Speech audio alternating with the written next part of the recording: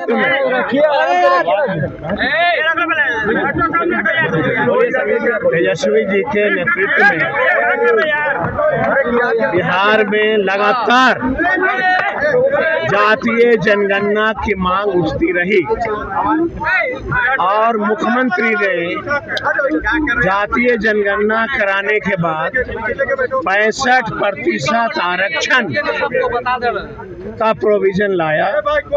हम लोग को याद है कि लगातार माननीय मुख्यमंत्री ने ये कहा कि जल्दी से 65% आरक्षण को तेजस्वी जी इम्प्लीमेंट करा लो ताकि गरीबों को फायदा हो जाए। ये लड़ाई लड़ रहे थे तेजस्वी यादव और मुख्यमंत्री ने लगातार सचेत किया था तेजस्वी जी को कि हम लोग मिलकर के जल्दी से लागू करो, नहीं तो ये भाजपा वाले लोग अरे कैसे करेंगे, न्यायालय चले जाएंगे।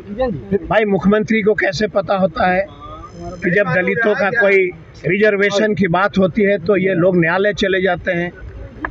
इसका मतलब है भाजपा, लोक जनशक्ति पार्टी, जेडीयू, ये सब लोग आरक्षण विरोधी पार्टी के रूप में जाने जाते हैं और जाने जाएंगे।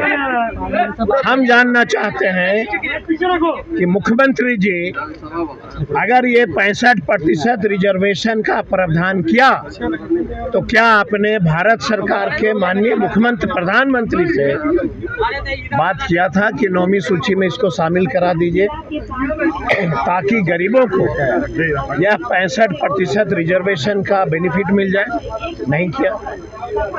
जानबूझ करके बिहार में दलितों को, पिछड़ों को मरने के लिए इन लोगों ने, ठगने के लिए 65% रिजर्वेशन का नारा दिया और इन लोगों को पता था यह मामला लोग न्यायालय में ले जाएंगे, यह लंबित रहेगा। चूंकि सरकार कभी भी कोई अच्छे वकील से गरीबों की जो मुकदमा होते हैं वो लड़ना पसंद नहीं करती। इसलिए आज हम लोगों ने सदन का बहिष्कार किया कि बिहार में 65% रिजर्वेशन लागू करने के लिए फिर से सदन के अंदर डिबेट हो और अपनी अपनी बात को रखेंगे। जातीय जनगणना में ये बिल्कुल साफ दिख गई कि आज भी बिहार में दलित और ओबीसी, पिछड़ों, अकलियत की क्या हालात है। जब सारा चीज आपको दिख रहा है उसके बाद क्या क्रूर मजाक किया मुख्यमंत्री ने कि देश के अडानी, अंबानी ऐसे कंपनियों को बिहार में लॉन्च किया और बिहार की दलित महिलाओं को बकरी चराने के लिए, मुर्गी पालने के लिए, सुअर पालने के लिए 10-10 हजार रुपया का प्रावधान दिया। आप देखिएगा सदन के अंदर ये मुख्यमंत्री जी कितना मुस्कुराते हैं जब लोग बोलता है कि बिहार की महिलाओं को बकरी चराने के लिए हम लोगों ने 10-10 हजार दिया, और कितना बढ़िया से सफाई दिया सदन में कि बिहार की महिलाएं को हमने 10-10 हजार रुपया दिया। मुस्कुराते हैं। और जब विपक्ष के लोग ने पूछा कि हुजूर इस 10 हजार में कौन सा व्यापार होगा, सत्ता पक्ष के लोगों ने कहा कि महिलाएं बकरी चराएंगी, मुर्गी पालेंगी, सुअर पालेंगी। इस तरह के वक्तव्य का हम दिल से भर्त्सना करते हैं और फिर से एक बार मांग करते हैं आप लोगों के माध्यम से कि 65% रिजर्वेशन दो। हमारा मांग है, कांग्रेस के साथी हैं, सीपीएम है, सीपीआई है, हमारे गुप्ता जी हैं, हम लोग सभी महागठबंधन का ये डिमांड है कि हमको 65% रिजर्वेशन हमको अनिवार्य है, मिलना चाहिए।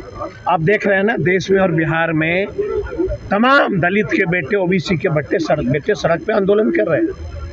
देखा आपने, जो अपने आप को देश का दलित का मसीहा कहते हैं, एक किसी लीडर को आपने देखा लोकसभा के अंदर इस बात पर बात रखते हुए? सदन के अंदर भाजपा, जेडीयू, लोक जनशक्ति पार्टी ऐसे कितने दलित नेता जीत के आए, मंत्री हैं, लेकिन एक व्यक्ति कोई रिजर्वेशन की बात नहीं करते। सत्ता का सुख भोगने वाले लोग कभी दलितों का ख्याल नहीं रख सकते हैं। कभी अकलियत की बात नहीं कर सकते हैं, कभी पिछड़ों की बात नहीं कर सकते हैं। बहुत धन्यवाद। एक बार मैं रख दूं एक बात, देखिए जब सरकार आरक्षण को लागू नहीं करना होता है तो जनता को दिखाने के लिए आरक्षण लाता है, बड़ी चालाकी से इसे न्यायालय में भेज दिया जाता है। और आपको पता है कि न्यायालय क्या कर रहा है आज के डेट में। ठीक उसी तरह हमारे लोगों को भी तांती तत्वा को वोट के लिए 2015 में नीतीश कुमार जी लाए और बड़ी चालाकी से इसको न्यायालय भेजा गया और हार गए। ये सरकार की जो दोहरी नीतियाँ हैं ना, हम लोग समझ रहे हैं, और सरकार कभी भी इन सारे मुद्दों पे गंभीर नहीं है। आरक्षण न्यायालय से छीना जा रहा, आरक्षण ये अडानी अंबानी के थ्रू जो रोस्टर तैयार किए जाते हैं नौकरियां, उसके थ्रू छीना जा रहा है। आज सदन का वॉकआउट हम लोगों ने इसलिए किया, वही बताने के लिए आपके पास आए हैं। आपको पता है बिहार के अंदर जब जातिगत गणना हुई और उसके बाद 65% आरक्षण के दायरा को बढ़ाया गया ताकि गरीब और मजलूमों को, दलित उत्पीड़ित तबका को इसका लाभ मिल सके, उनको भी बराबरी का हक मिल सके। लेकिन आपको पता है कि उसके बाद कोर्ट ने उसको स्टे किया, और जब कोर्ट स्टे किया तो जिसकी सरकार बिहार के अंदर आज चल रही है, नीतीश जी और भाजपा की सरकार चल रही है, और दिल्ली में भाजपा की सरकार नीतीश जी के कंधे पर चल रही है। तो आज जिम्मेदारी बनती है कि नीतीश जी जा करके दिल्ली की हुकूमत को कहे कि 9वीं अनुसूची में इन जातियों को शामिल कर दो ताकि इसका लाभ मिल जाए। और इसके लिए कार्यस्थगन हम लोगों ने लाया था ताकि व्यापक पैमाने पर आरक्षण जो है वो लोगों को मिल सके। आप जानते हैं कि ये लोग आरएसएस के चट्टे बट्टे, और आरएसएस पूरी तौर पर आरक्षण के खिलाफ है, दलित उत्पीड़ितों को मिल जो रहा है। और इसीलिए आज जो कार्यस्थगन प्रस्ताव लाया गया, इस पर बिल्कुल कोई सुनवाई नहीं किया, और अंत में हम लोगों ने इसका बॉयकॉट किया और सब लोग मिलकर के किया।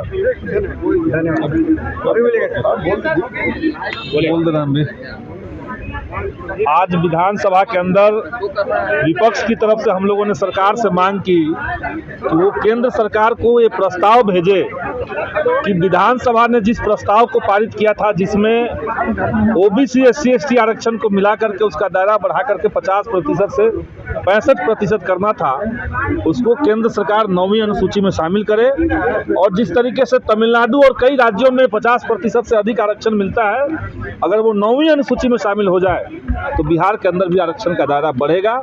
इसी मांग को लेकर के हम लोग सरकार से जवाब चाहते थे, सरकार ने जवाब नहीं दिया, इसलिए हम लोगों ने सदन का बाइकआउट किया।